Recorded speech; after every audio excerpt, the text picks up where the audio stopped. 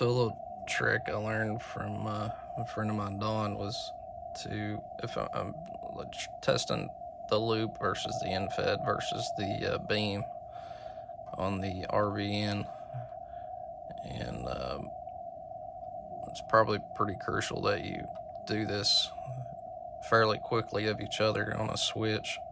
So if you got like a alpha delta switch or something like that, you can do this.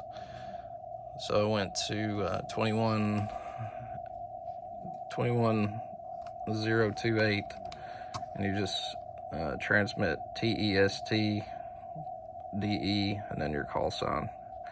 Then what you want to do, you'll switch the antenna. You'll go to up, like I went up to 21029, did the same thing on the infed half wave and got results. And then I went to the beam, and the beam is just pointed, like I see my radiation pattern on the wires, and then I just pointed my antenna kind of southwest in between these two here. And what you can do is, obviously go up to 21030. So now you've got the several frequencies here to look at, like NC7J. They were 9 dB on the beam. They were 15. I think here, hold on just a second.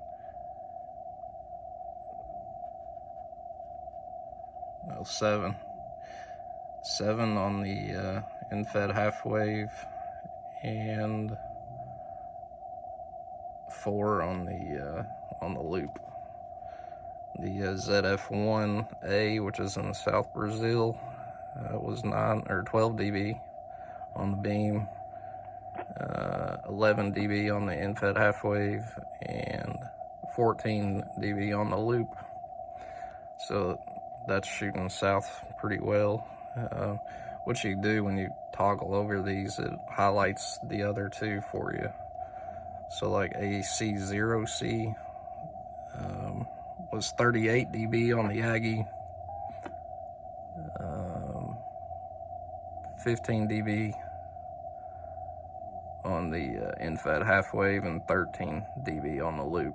That's AC0C, I believe it's over here in the Midwest. Yeah, so it's like out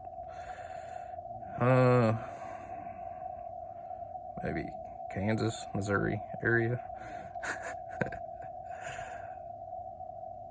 Yeah, it's right on the Kansas-Missouri line. But anyway, you can use this to see how your antennas perform on the reverse beacon network.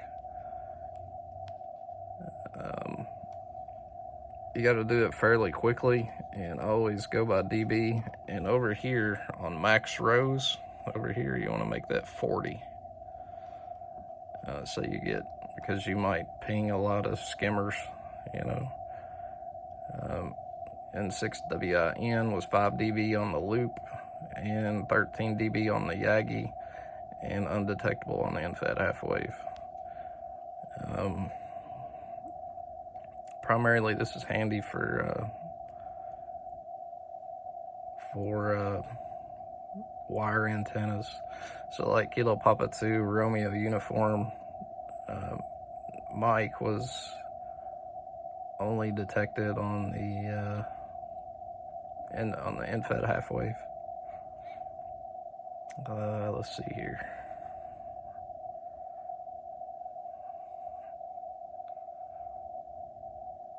Yeah, so W6YX was 22 dB on the infed half wave, 14 dB on the loop, and 25 dB on the beam.